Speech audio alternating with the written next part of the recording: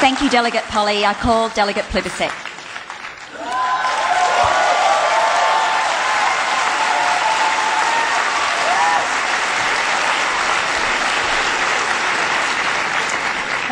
Thank you, Madam President. Delegates, every great change has a time, and the time for this great change has come.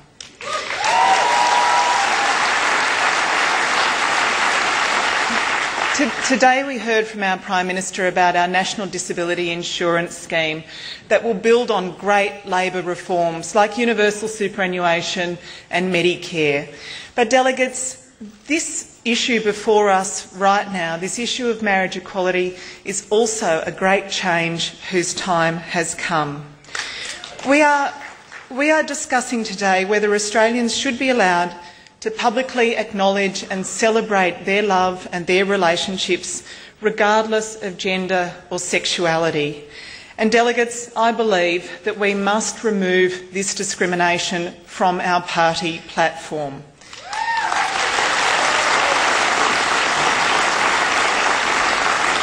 Delegates, we can focus on jobs and growth and fairness at the same time.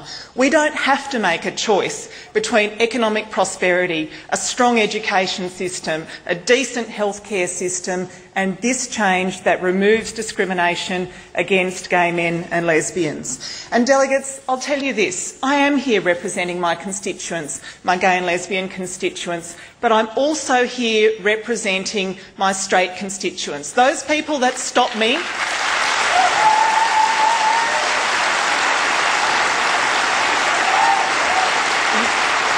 the people who stop me when I'm taking my kids to school, the people who stop me in the supermarket or when I'm at the soccer with the kids and say, when will this discrimination end?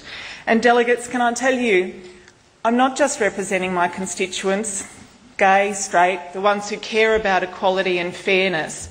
I'm also thinking about teenagers right across this country, teenagers who are growing up in families or communities, areas where they're being told that their love is not right, that they are not right because of who they love. I'm thinking of those teenagers, and I want to send a message to every one of them that they are just fine, that we will remove this discrimination because every Australian is equal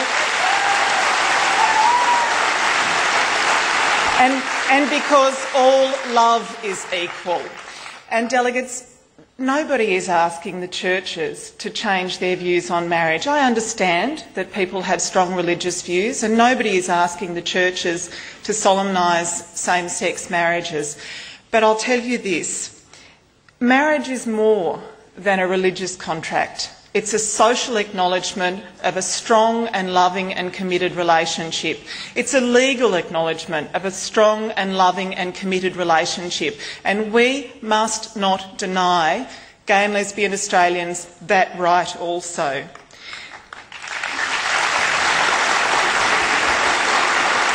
Delegates, not everyone wants to get married. There's plenty of people who, whether they're straight, gay, lesbian, whatever, don't want to get married. And the point of this debate is that we should not deny one group in society the opportunity or the right to wish for that if they want to.